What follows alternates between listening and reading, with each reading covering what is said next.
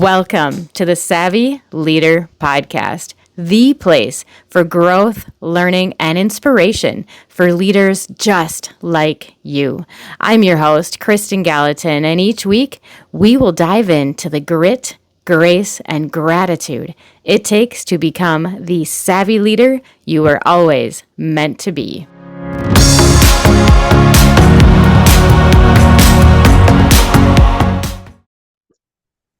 Hey, everybody. Welcome to this week's episode of the Savvy Leader Podcast. I'm joined today by Jeannie Grimes. She is an independent Mary Kay consultant and a board member of a local nonprofit called Cars for Neighbors. She wears so many hats and has such a fascinating story that I cannot wait for her to share where she's at right now, how she got here, what motivates her, where her passions lie, and so much more. Thank you for joining us, Jeannie. Tell us about you, what you're up to these days, and how you got where you're at. I know you're a highly motivated woman who wears so many hats. How do you keep it all together? Tell us. Thanks, Kristen. Well, it's a good thing I look good in hats, right? And yeah, I have been doing what I would call servant work for many, I'm going to say a couple decades. I don't want to age myself too much there. So what I'm up to right now, we've got some things cooking. Cars for Neighbors. I sit on the board. I'm board vice president this year, which is really exciting. We just celebrated 25 years, had a great event for that. And now we're on to the next. And Mary Kay is always just such a wonderful piece of my world. And we are getting ready to do some pretty big things in that. So I'm going to be moving from the top 4% in the nation up into the top 2. So it's exciting times. Congratulations on your success. That's no small achievement. I don't think people realize just how much training and all the good stuff you get from being a Mary Kay consultant. Can you enlighten us on how long you've been with Mary Kay and what you love most about it? And maybe some secrets, things we don't know about Mary Kay, because, you know, they've been around for a long time, but I don't think it gets talked about as much as it used to. Agreed. Yeah. Thanks so much. So yeah, I've been doing this for about 22 years. And I would just say that probably one of the biggest misconceptions is like, oh, is it a pyramid? Is it a multi-level? Well, no, we're a direct selling company, which means we don't make money off of each other.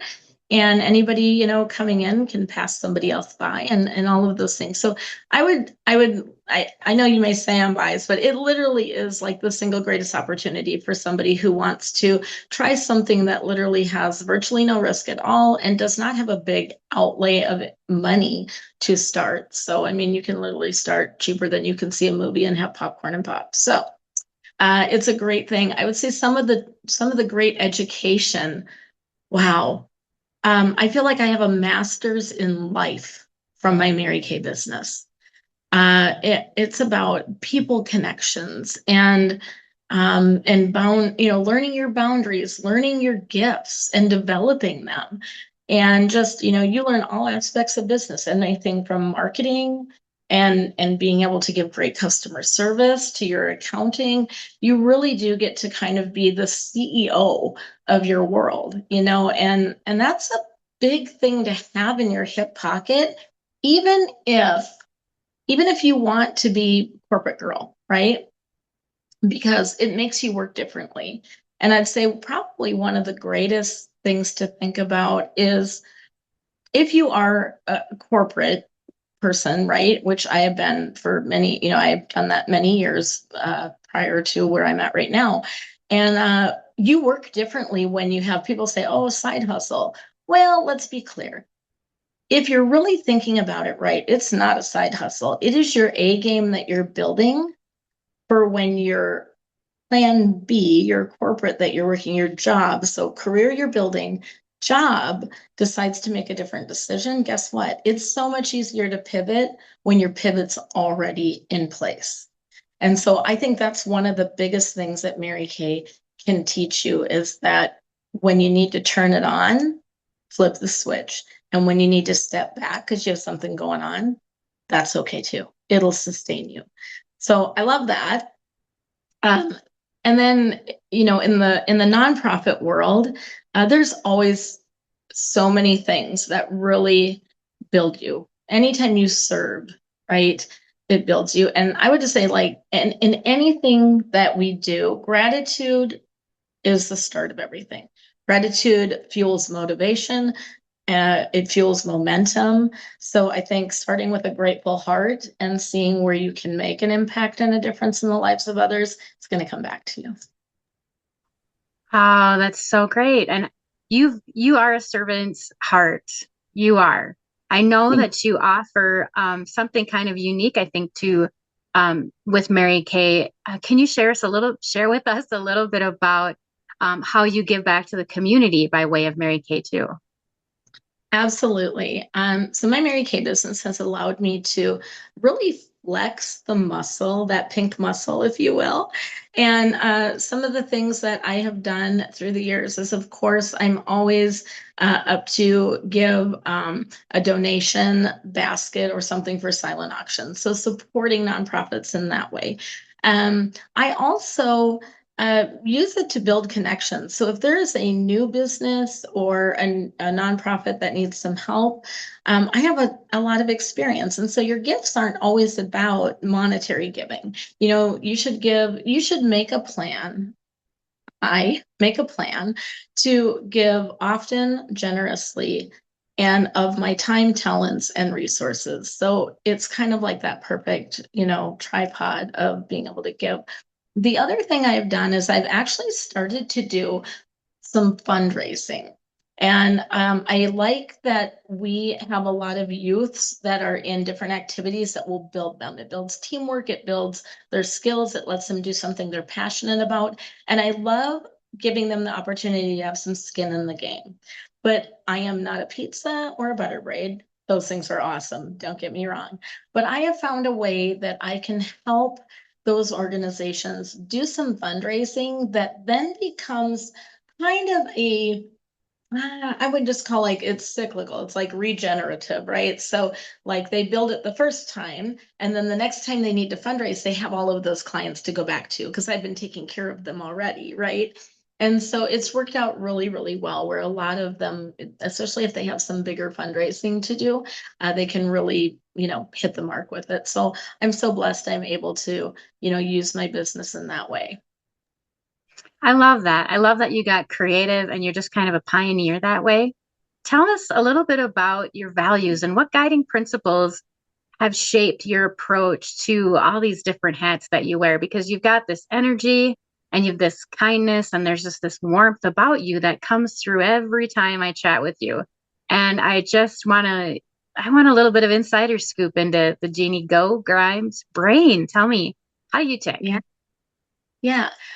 Well, I think that the first thing that you need to start with is, you know, faith that there's something good out there going on. And sorry, I have somebody walking in here, but we're in the middle of we wanted a photo bomb. Oh, they're filming the podcast. Can we do that? Hi, Kendra. Who else is in there? Hi, guys. Great to see you. Like, is she here? And then I didn't realize it was a podcast. So yeah, you're all right. Yeah, I'm gonna I'll keep it in there too, you guys. So yeah, I love it. they're awesome. awesome. Thanks. Good to see you guys. Thanks for the great corner office too, Marion. Okay. That was so great. Yeah. So a little bit about, like, kind of like what became me, right? Or how I got to be who I am, right? I think I've always had a heart for serving others. I think that when you serve others, you build you. And part of what you give to them becomes that next layer of you, right? And some people like to say, oh, it's like a layer of onions. Well, I'm going to be a layered chocolate cake, and I am a big slice of cake.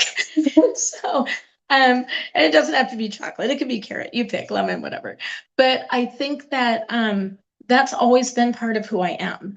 And I always think that we always have something to give. There have been times that I've been like on the floor down, like really, I'm sure it could get worse. I don't want it to. And the first thing that I look for is, how can I serve somebody else? Like, how can I help somebody else? Because I know that that is going to help me. And so that's kind of, I think, where it just started. I came from very humble beginnings, very humble. And so, that was something that I knew.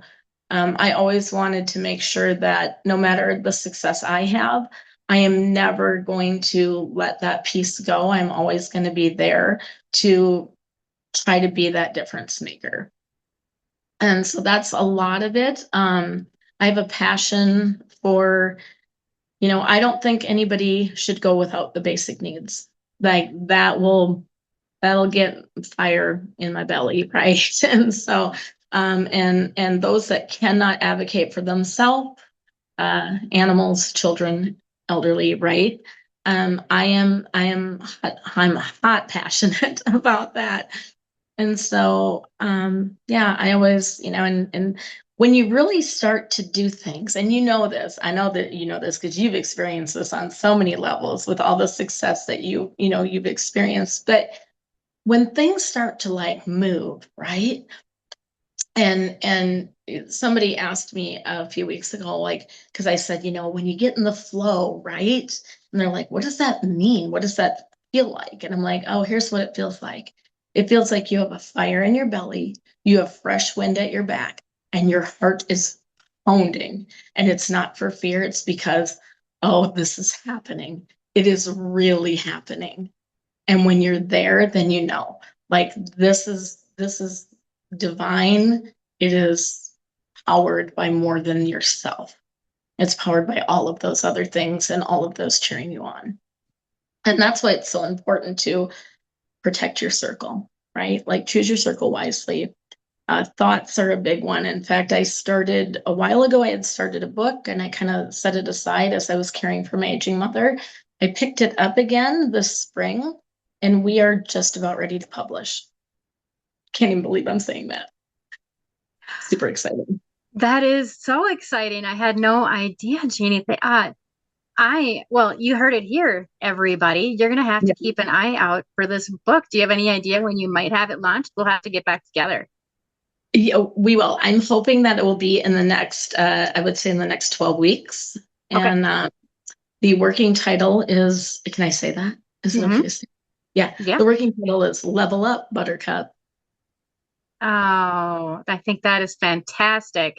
And I think that you definitely have the background, the experience, the skill set to teach on that too. I think, there's so much more to you, I think, than meets the eye. And, we're just barely scratching the surface in this interview. I mean, we could do a handful of other interviews just chatting about all the different facets. But with all of that, how do you manage your time and your energy and, Right. all of that? How do you balance your life and well-being? Yeah. It looks like it could be crazy town a little bit, right? So what I really believe is that that element of balance is not so much about equal time as it is about intentional energy. So when you are going to give to something, like be all in. And a lot of people are like, oh, I can multitask. I can multitask. You will be so much better and get so much more done if you will just block the time you need to do what you need and do what you need to do in that moment when it needs to be done. Right. And so I have time blocked for a long time. And I one of the tools I use, if I can really quick, is I use what's called a weekly plan sheet that came to me through Mary Kay. It was a different format than what I had used Franklin Covey style, but whatever. And not only do I plan my week, but then I grab a blank one and I fill it in as I go to see, is my plan working or am I working my plan or what's going on? And it keeps me honest. And when things come in, there's always disruptors. Things will happen, toaster lid on fire, whatever, right? But if I put that in there, I will know, is it my choice? Was it my choice doing that? Or was it something that I had to change my choice, right? And that's one of those where you start to identify those things that I don't want this to sound bad, but there are people and things that are high consumers of our time. And it will easily help identify those. So then we can take our power back by creating the appropriate fences and boundaries around that. So that's how I kind of manage it. And I unplug. If I need a reset on my day, I have 3 dogs and 2 mini horses, and a wonderful husband who, he has been through me on the journey of giving, from dunk tanks to being the Mary Kay delivery guy. And why is it every time he goes out to delivery, he comes home with baked goods? I can't figure that one out. He's definitely popular with the customers. But I really do think that when I need to unplug, I do that. And sometimes it's take a break with the dogs outside. Sometimes it's, it's the time when I'm with the minis. Sometimes it's just, walking in and saying something to my husband and having a little interaction. If I understand when you need a break and take it instead of pushing through.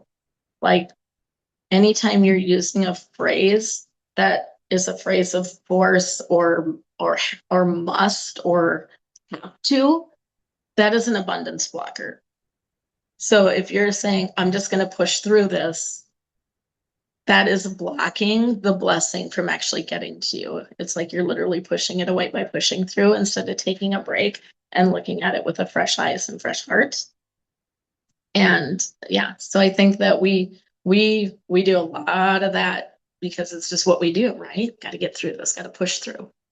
I'll have lunch after at 3:00 when I'm done pushing, right? That's not what your body needs. Yeah, that's an incredible piece of advice. And it causes me to certainly pause and reflect. Do you feel like, so when you're thinking about that push and because you've got so much going on, and I'm sure, do you negotiate with yourself during those times of the push? Yeah, I've probably gotten to this is not up for negotiation. I'm pretty good about saying I would love to do that, but I am not, and I don't even say I'm not able to, because I'm able, but I would say I'm not willing to move my schedule at this time, but here's when I can fit that into my schedule. Will that work for you? And so you have to be really intentional about how you speak about it, right? And that is the hardest part. The hardest part is we don't want anyone to feel bad, and we don't want to seem, we're worried about what other people think all the time, right? And what we really need to do is worry about what we think about ourselves. Like, that's the voice that matters. The voice of reason is the one that tells you, you've got this, you can do this, you are valued, you bring value in every room you walk in, right? And so just know that there's something there that you can give, but let's make sure that, because we all know that equal and opposing force will glam up all that time and keep you from getting down the road where you're supposed to be. And so you have to be really careful and really intentional and really pause and think about, if I'm going to do this, what will that do and how does it align with ultimately what I am doing, who I am, my mission, my values, what the community needs, whatever. Like, what's the point of me doing this? What is the good that will come of it, right? And when you stop and work with intention, you will have so much more peace and you'll have more time. And so it goes. In listening to you reflect on that, so it sounds to me like your layer cake, it must have had a really good foundation. So you've got a good base there that started you off. Or, I mean, because I feel like in order for you to know when you're in and out of sync or alignment with your goals or your purpose, you must have started with a pretty good or strong foundation. Is that true? No, I think the foundation was built in flight. I grabbed a wing and a prayer and 3 bolts. I think there's definitely been a lot of learning. There's been a lot of push through. And I think a lot A lot of what I learned around that, Kristen, was really in the corporate world. Because in the corporate world, it's, make it happen. Make it happen. Right? Like, and so I've worked a lot of situations that were literally pushed through ridiculous hours, ridiculous moving target objectives, right? I am not saying that the corporate world is bad, whatever. It's just structured that way because that is how that work is designed to be based on how corporations are run, right? And so it's okay. And some people, maybe thrive in that or whatever, but I think you can learn a lot from it, right? And if you've ever been the person who sat in your car crying because you didn't want to go in, right? If you've ever experienced in that, then you know what it's like, and like this is not aligned with where I'm supposed to take my life, right? And that doesn't mean that you don't go in. No, you honor your obligations, and then you can make decisions. And the one thing to really remember is the power to choose always gives you final say, and we always have the power to choose. Like, we might not be able to execute the choice in that moment, but we can say, I'm not going to do this. Next year at this time, I'm not doing this, right? Or next year at this time, I'm going to be doing that, right? But that power to choose really, really does give us that final say, and we can direct our ship from there, or plane or train or whichever mode of transportation you prefer. Planes, trains, or automobiles, it's that time of year. That, I think, is the only, other than Charlie Brown, that's the only Thanksgiving movie out there. So we'll be watching that one. But right. Yeah. Nevertheless, did you, now to come about all of these insights about yourself and to discover your alignment and being in sync with your purpose and all of that, did you work with a coach, or did these things come naturally to you, or did you have other resources that you tapped into? You mentioned your corporate time. Yeah. Perhaps there was training there, or share a little bit about how you were enlightened with all of this. Because I think some of us stumble when it comes to, am I in alignment or am I not in alignment? And how do I figure out what my alignment should be or shouldn't be, and all of that? Yep, absolutely. I think definitely, there were chances to do things like the Strength Finder and those types of things. In Mary Kay, we do the DISC to discover your personality type, what drives you. Do you, like recognition? Are you a decision maker? Are you more family oriented? And so there's been different things like that for sure. I think through all of the different leaders in Mary Kay, all of the conferences, listening to Mary Kay herself speak in recordings and trainings. There's a lot of really, really good wisdom there on, what do you really want? What's important to you? Because sometimes I think what people don't understand, what I didn't understand, is that what's important to me will shift. It'll shift a bit based on where I'm at in life, right? And so reevaluating that often to make sure, like, hey, do I have a new thing? What's my new hot button? What's new and shiny for me? Right? And that doesn't mean that we flip and flop between, what we really think is important. What it means is that what's important is showing up in our life in different ways. And it's important that we recognize that. And that kind of keeps us on track. And so I think a lot of what was really, what was drilled into me by me is I did not want to live the way I grew up. Not that my growing up was bad. I had a great, loving family. I had tons of support, right? All of those things. But I did not want to live in lack. I did not want to grow up with a victim and lack mentality. Like, oh, that happens for other people, but not us. I don't want to be that us. No thanks. Love y'all, but I'm going to be a me. Right? And so I think oftentimes we don't recognize how what we grew up with is still it has its hooks in us, if you will.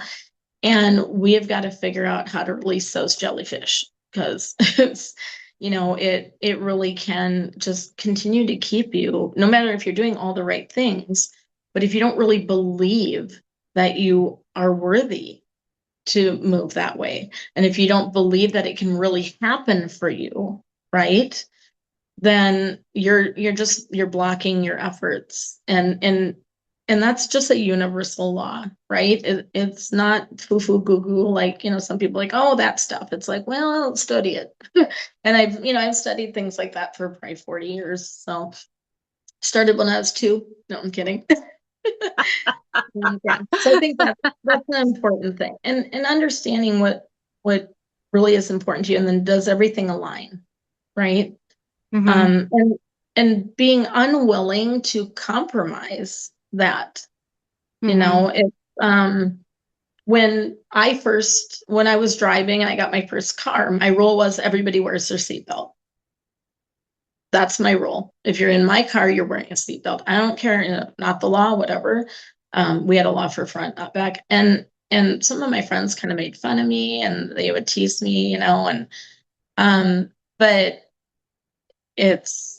for me, it's like, I don't want to lose any of my friends. And if something happens, regardless of if it's my fault, I don't want to lose any of my friends. And I'm not going to compromise that because, whatever. So it's probably not the greatest example, but No, yeah. it's a great example. And thinking about what you were talking about defining our success, I think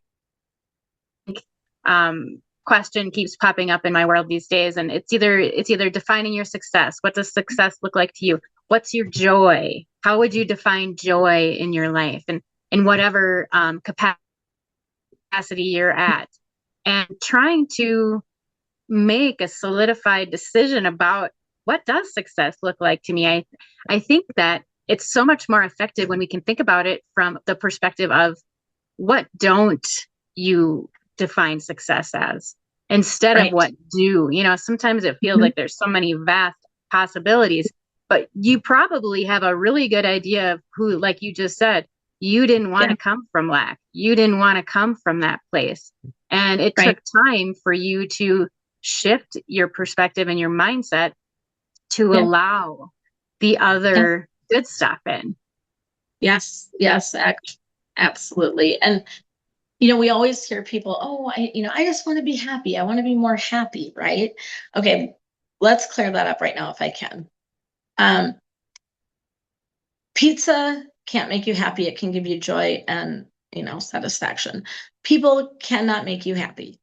They do not make you happy. Money cannot make you. There's no one thing or one person that can make you happy. Happiness is an inside job. Happiness is an inside job. It is up to you. It is a choice every day. Wherever you are, you have the choice to get up and say, today, I'm going to have the best day I can possibly have. I am going to find joy somewhere, right? And so I think a lot of people elusively chase the happy balloon for a long time.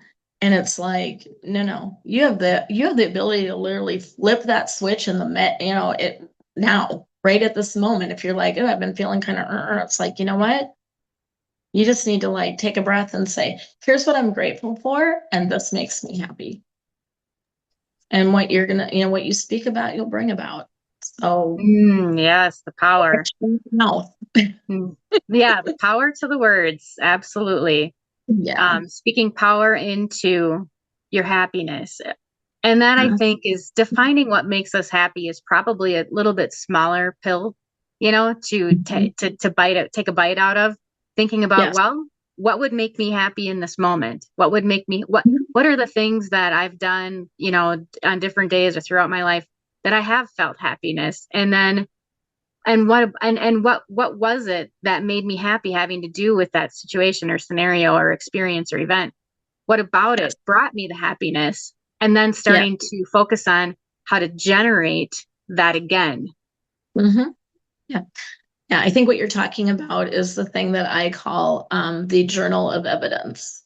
And so anytime I've gone through a harder time, And even now on, pretty much even on the daily or weekly, but usually on the weekly, I have a journal, and that is the journal of evidence that things are in fact working out for my greater good. This is where I had success. This is what went right. So when you start to do that, it's like you're building a case for you.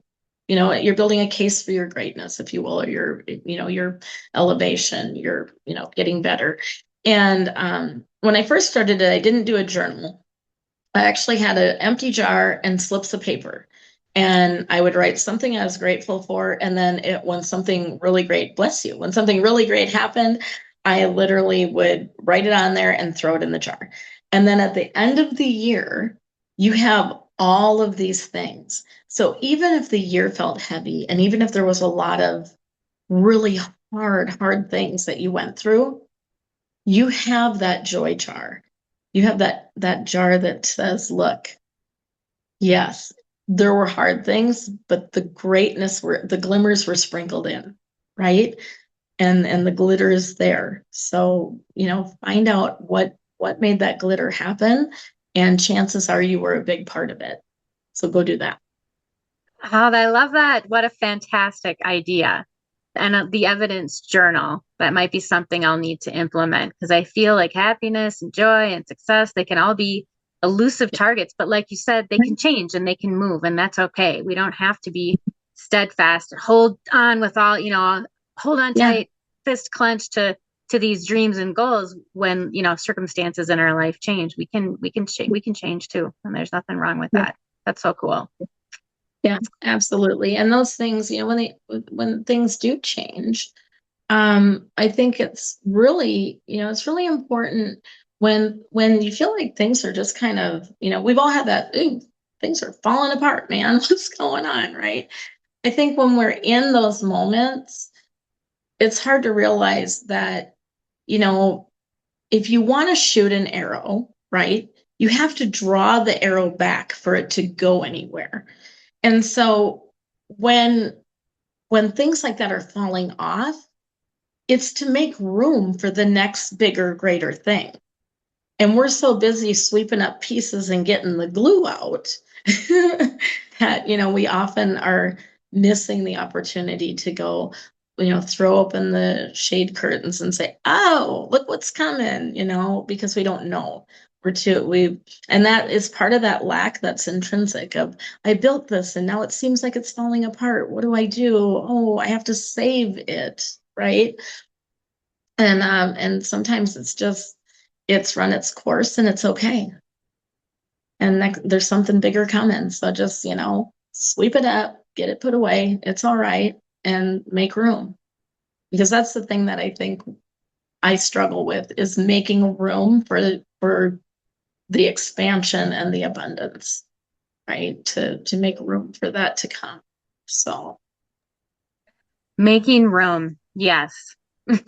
Especially as a person who wears so many hats. Do you find yourself leaning on delegating, or are you good at just recognizing what's working, what's not working, what to shed, what to contract out? Are those some insights that you have too? Or, what are your thoughts on that? I do. A long time ago in Mary Kay, they said, do not spend your time doing the penny work, the little work. Hire that out, delegate it, what have you, and spend your time building the people, building your business, building those things that are going to be with you down the road, right? So things like house cleaning, right? A lot of people are like, oh, I don't know if I can afford, somebody to clean my house and whatever. It's like, you will afford it. And first of all, if you're an entrepreneur, if you're an entrepreneur, I had my good friend tell me years ago, you're an entrepreneur. I don't ever want to hear you say I can't afford that again, because you can go work. And I'm like, thanks, ouch. But figure it out, because if you're spending how many hours a week doing all the house cleaning and whatever, what would that do if you translated that into work in your business, right? If I spend 2 Mary Kay party times a week cleaning house and whatever, that could translate into some significant income. So I can more than pay somebody to come into my office and do some work on occasion. Kids are great. If you have kids, don't be afraid to let them help. Like, they like to learn things, gives them responsibility and all of that. And yeah, so I delegate some. I also make sure that I don't overload. Even though wearing many hats, I make sure that I'm clear about what am I going to actually, be doing, and what am I willing to take on. And if I get asked to take on the extra, I oftentimes will say, I'm not going to do that piece. Is there somebody else that wants an opportunity? But that, it's not what I signed up for, but say it in a nicer way, because what you don't want to do is overextend yourself. And then all of a sudden, you're not able to really perform in the way that you need to really help that organization. You're giving them, a half-baked muffin instead of, like, the real good goods. So Yeah, that's so important. I mean, and that would then help you avoid the burnout, and it's also going to play into your overall well-being, and then how you show up. And I love that you touched on the idea that, well, if you're going to hire someone, you can go earn the money, sure, get the money, find the money, earn the money as an entrepreneur, solopreneur, small business owner, whatever have you, to pay for that house cleaning. But then the key there is, you do need to, if you're going to focus on the fact that this is time I could spend building my business, then you need to spend the time building your business too. That is key. yeah, So how do you stay motivated, to keep yourself motivated and on that high level of performance all the time? Do you have any tips on that? absolutely. Know your worth. Know what your time is worth, and know the ROI you want from it. Right. And I don't mean that always in a monetary sense, but I mean, like, for example, like, if you, say, you have, two small children, and you're building a business, and you want to, have more time doing that. So you're going to hire a sitter 2 nights a week for like 2 hours, right? 3 hours, whatever. And you're going to pay that sitter. But if you decide to go out to bingo with your girlfriends one of those nights, right? And do whatever, do the grocery shopping the next night, and you don't build anything for that, you now have created a deficit, not just monetarily, but you've created a deficit in having time away from your family, time away from your children. That is not an ROI in the way that you really, want it to be. Now, maybe you needed that time with the girlfriend, sure, but you schedule that differently, right? So thinking about trading hours for dollars, right? And thinking about, okay, if I'm giving whatever you want, you have to give up something. It's a giant scale, right? So you have to make sure that whatever I'm giving up, it's worth it over here for what I'm going to bring back in and get. The juice has to be worth the squeeze, right? And so,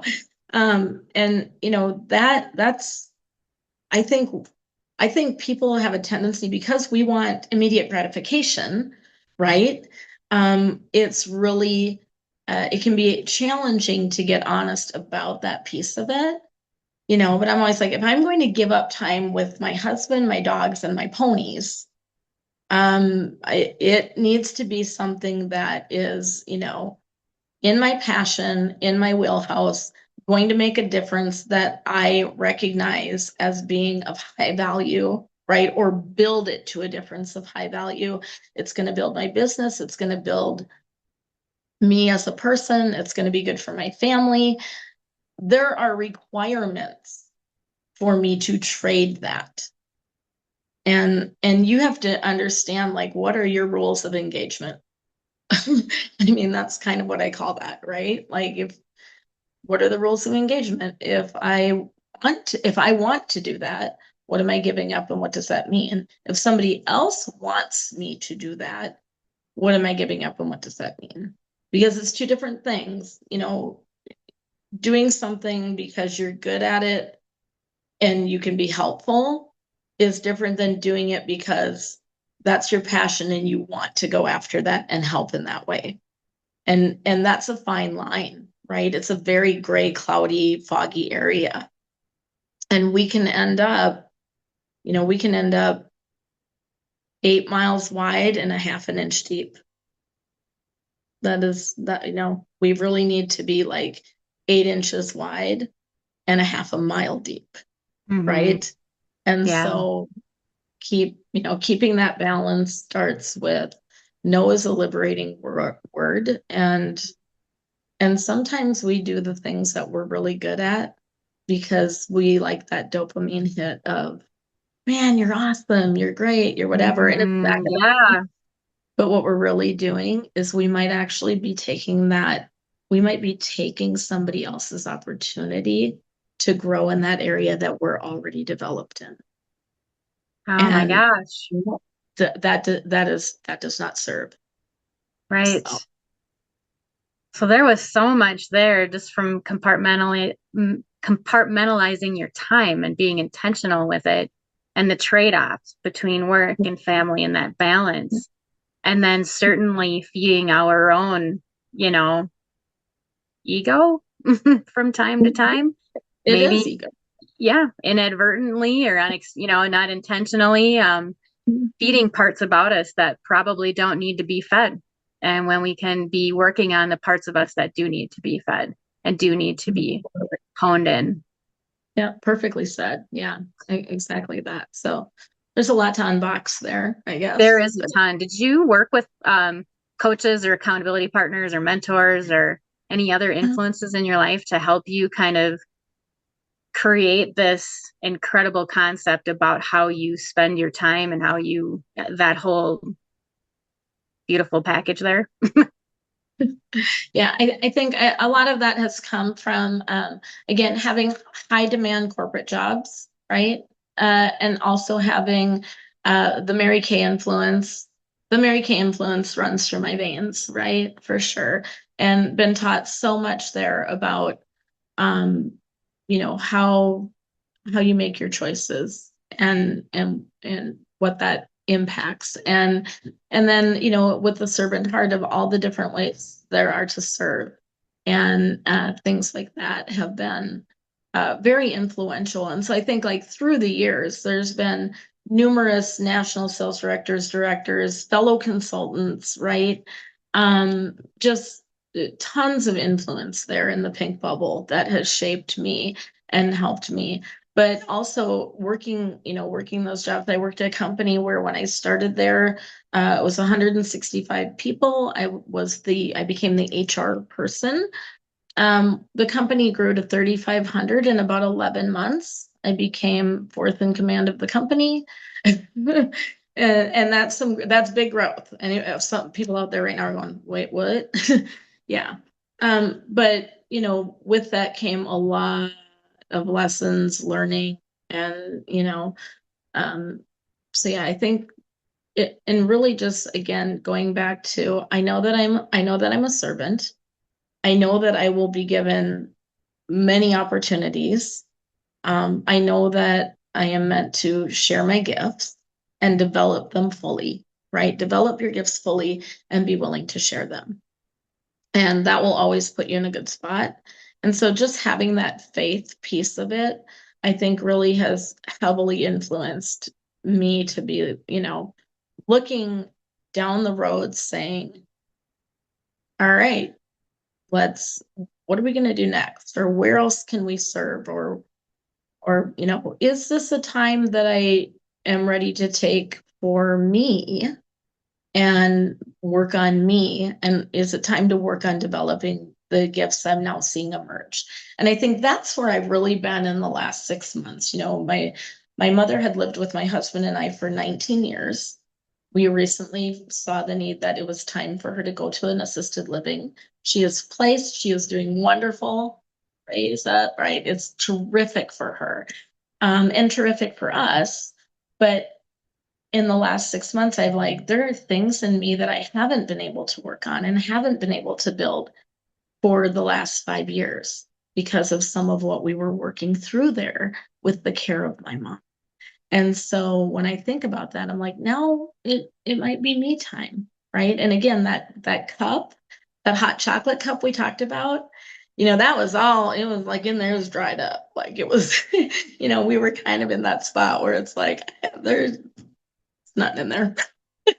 And so being able to kind of just refuel and reevaluate, the next, here's my pivot and here's my strength. And I always, my real little saying is, find your spark and leave your mark. And one of the things that I often will leave people with, and I've been saying this, I don't know, I can't remember when I made it up, but it's been a long, long, long time. And I always say that we are a unique, one of a kind miracle. We have the fingerprints to prove it. And the reason that we are endowed with a fingerprint that is only for us is to remind us of the unique impression in the lives of others that only we can make. And that's where that kind of comes from with when I said, find your spark and leave your mark. Like we've all got it. And that spark will be the light that others will go, oh, I can do something. Oh, that's so great, Jeannie. What a great visualization and such inspiration. Thank you so much. Tell me, I know you've got this amazing book on the horizon now, but what other exciting things are you looking forward to in the coming year? Oh, we just have so many things in the hopper. It's exciting.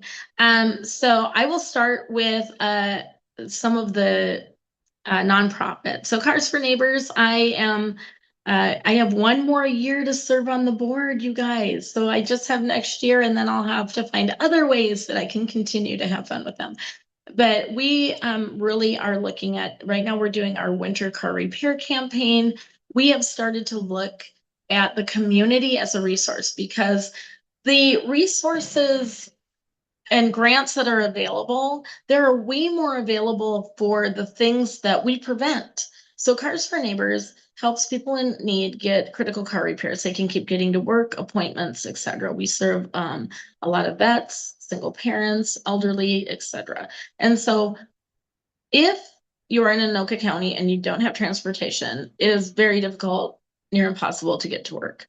And if you don't get to work for a couple days, I understand they tend to fire those people. So that means that an employer now has to go find a really good, reliable person to hire and retrain, which costs more money, right? So it's just a big spiral of things that can happen. So we help get the car repairs so that we don't have that thing go on. But because funding goes a lot for homelessness and things like that, which we need that funding. I love all of that, but we're the bridge. So we are the bridge that get people over that. So I'd like to see more funding come in, but we're just reaching out to the community saying, if you can give a little bit monthly, and eventually we'll have enough for everybody, right? To really do the work and keep ahead of it. In the Mary Kay world, I am getting ready to embark on becoming a Mary Kay independent sales director. I am so excited. And what that means is that really means going from the top 4% in the nation to the top 2%. And to answer everybody's question, yes, that does mean that I will then be able to start thinking about going into qualification for that pink trophy on wheels, the pink Cadillac. So that will be coming down the road. I have a great team, and of course, looking for other women that are looking for a little bit something more, and maybe they want to try it out and see what they can become. So those are two of the big things, and then of course that little book coming up there. I think that's so exciting, and congratulations on all of your success. So share with us, though, do you have any other future goals or any aspirations, things that you're working towards that you'd like to share? Yes, absolutely. I apologize for getting some background noise. All of the leaf blowers are outside the window at one time. Inevitably, always. It's okay. We can't hear it too much, so you're fine. Oh, good. I'm glad. So things I am working towards. So One of the things that I really have started to think about is there are some independent businesses that could use some help. And so one of the things I have done in the last probably 10 or 12 years is I have done things like I'm a hobby photographer. I've done a lot of photography for like Hamlet Chamber and some other places, and I do a pretty good job. But looking at some of these small businesses, if they need help with things like that, also, I do a little bit of some social marketing, just helping them get an idea of like, how do you find out who your customer base is and what types of grassroots things can you do? Like, give away a gift certificate. So have them put their name in, then you start to build your customers. So I want to look at small businesses and see how can I help them do some of that work on their own until they can afford to hire a professional that has like larger skill set, right? And if I can be a little bridge and educate them, I think that would be fun. I have a few friends that have jumped full in the pool, and I'm like, let me help. I've got my friend up north. They just started Second Chance Drafts, which is a rescue for large draft horses, the biggies, the big squishmallows. And they are doing that. And then I have my friend Jennifer, who I've known for 20 years, and she recently bought Flower and Friends coffee shop and bakery in Crystal. And that is a delightful place to go have one-on-ones. But that place is all about community. And I think that she has some great ideas for doing staffing with people that need to get additional job skills. So I'm super excited about her mission and supporting it. Oh, that's so great. I love that. And again, there's that servant heart. Yet one more time, you just can't help yourself, but that's all right. World needs lots and lots of people just like you.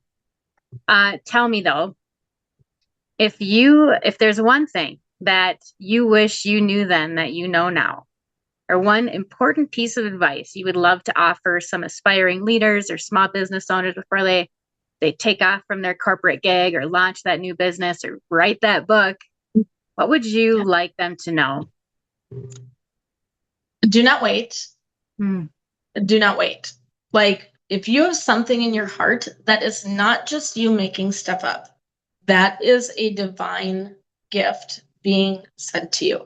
That means if you have had the thought of, I'd really like to do that. That means you're supposed to go and do it. That means that everything will align when you make the effort. But here's the deal.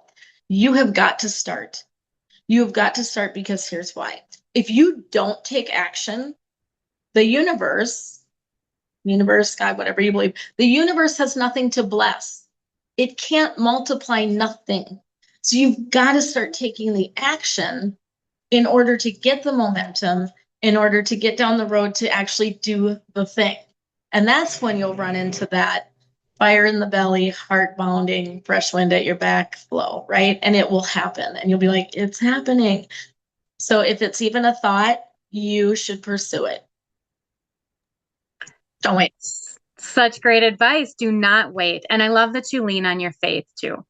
I always find it inspiring when I see professional leaders in our community leaning on their faith and sharing that openly. I think it's wonderful. And I think it's a fabulous foundation. So thank you for being so open and honest about that too.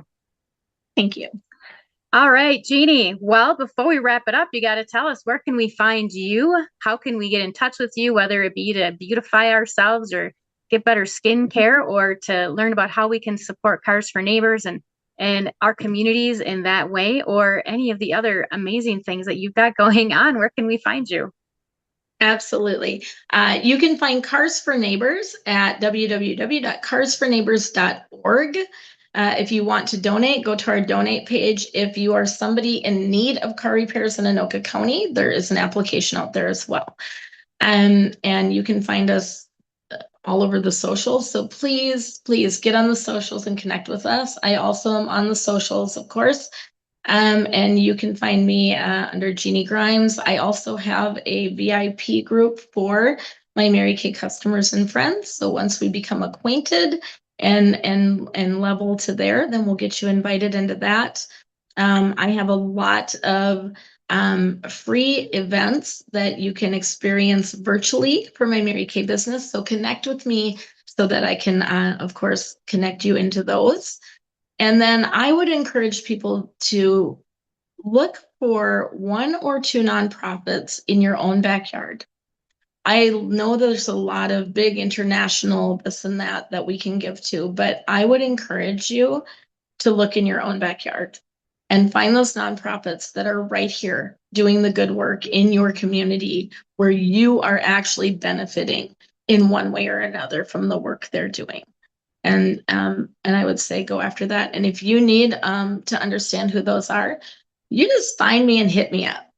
I'll give you a list.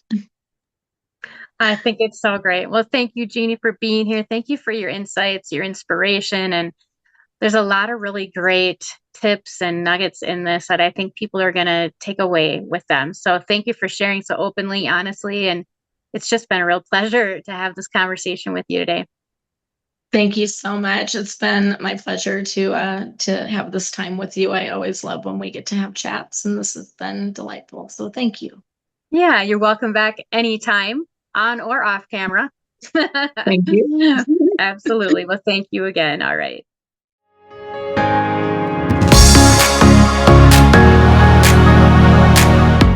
Thanks for listening. We hope you enjoyed this episode of the Savvy Leader Podcast.